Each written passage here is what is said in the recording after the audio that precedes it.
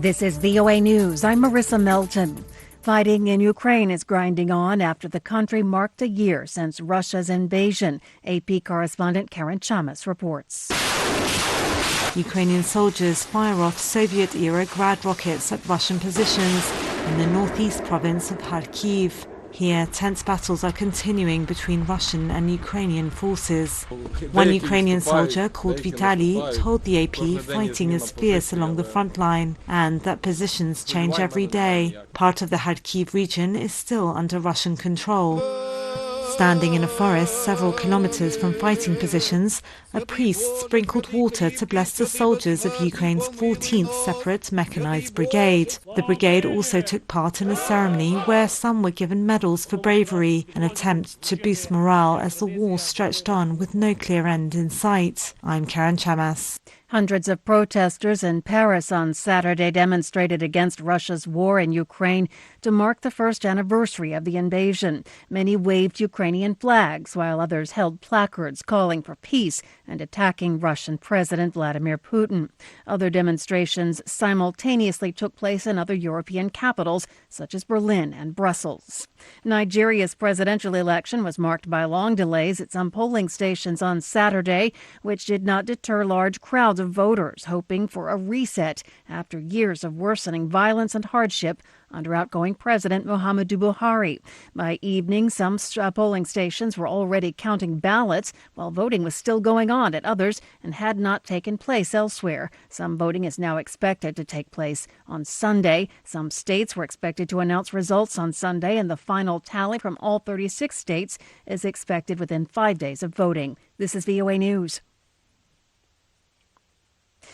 California has been hit by a powerful winter storm, while Michigan is trying to recover from a system that left hundreds of thousands of people without power. AP correspondent Julie Walker has more. Several feet of snow and several inches of rain are possible in parts of Southern California, along with gusty winds, while frigid temperatures are forecast in the north as the storm moves out Saturday, says National Weather Service meteorologist Zach Taylor. Flooding threat. There have been reports of mudslides and washed out roads and that kind of thing. But the worst of it is kind of winding down. In Michigan, Allison Rinker has been without power since Wednesday when the ice storm hit. And I knew immediately, we're not getting power back for a minute. I didn't expect it to be multiple days. This is one of the worst ice storms to hit the state in decades. It almost is a little bit like tornado destruction. I'm Julie Walker. Turkey has arrested 184 people suspected of responsibility for the collapse of buildings in this month's earthquakes, and investigations are widening, according to a minister on Saturday, as anger simmers over what many see as corrupt building practices. Overnight, the death toll from the earthquakes, the most powerful of which struck overnight on February 6th, rose to 44,128 in Turkey. That took the overall number of deaths in Turkey and neighboring Syria to more than 50,000.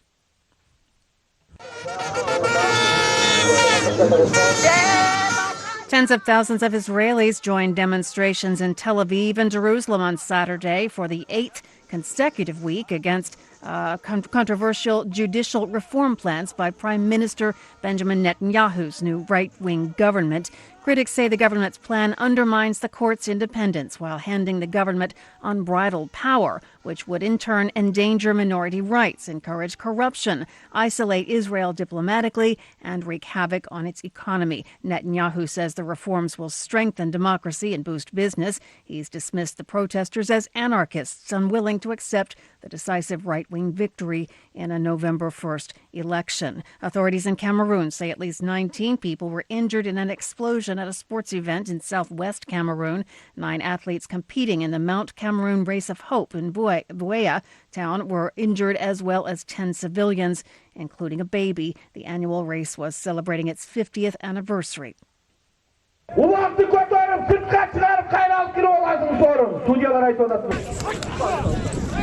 Around 5,000 Kyrgyz horse riders gathered on Saturday near the national capital Bishkek to compete in Kokboru, a favorite Kyrgyz sport played on horseback, a tradition that dates back centuries. I'm Marissa Melton, VOA News. Please subscribe, like, or comment. Thank you.